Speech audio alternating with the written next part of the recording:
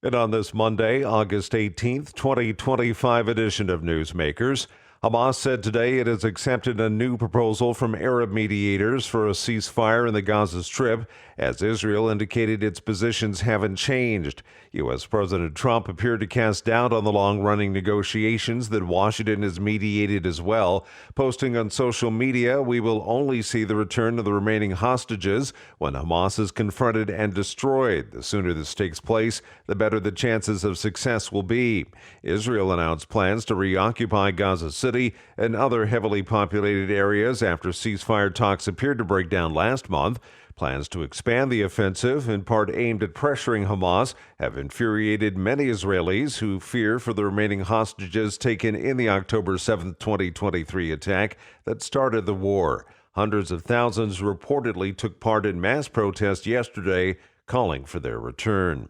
Meanwhile, President Volodymyr Zelensky and President Trump expressed hopes that today's critical talks with the Ukrainian and European leaders at the White House could lead to trilateral talks with the Russian President Vladimir Putin to bring an end to Russia's war on Ukraine. Today's hastily assembled meeting comes after Trump met on Friday with Putin and has said that the onus is now on Zelensky to agree to concessions that he said could end the war. The conservative network Newsmax has agreed to pay $67 million to settle a lawsuit accusing it of defaming a voting equipment company after President Trump's 2020 election loss. The settlement announced today comes after Fox News Channel paid $787.5 million to settle a similar lawsuit in 2023, and Newsmax paid what court papers describe as $40 million to settle a libel lawsuit from a different voting machine manufacturer, Smartmatic. Delaware Superior Court Judge Eric Davis ruled earlier that Newsmax defamed Denver-based Dominion voting systems by airing false information about the company and its equipment. Dominion says it's pleased to have settled.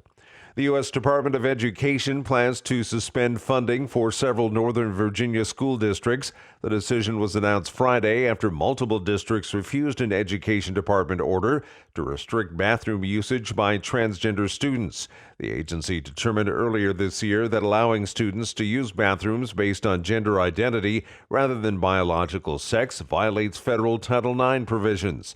The districts affected include Fairfax, Loudoun, and Prince William counties, and the cities of Alexandria and Arlington. No injuries reported after the roof of a Greenville, South Carolina church collapsed. The incident happened yesterday morning at Upstate Church Haywood during preparations for Sunday morning services. The church's pastor says there had been a crack in the ceiling which they knew about, which led to no services being held in that portion of the building. And that's Newsmakers for this Monday, August 18th, 2025 edition. I'm Keith Black.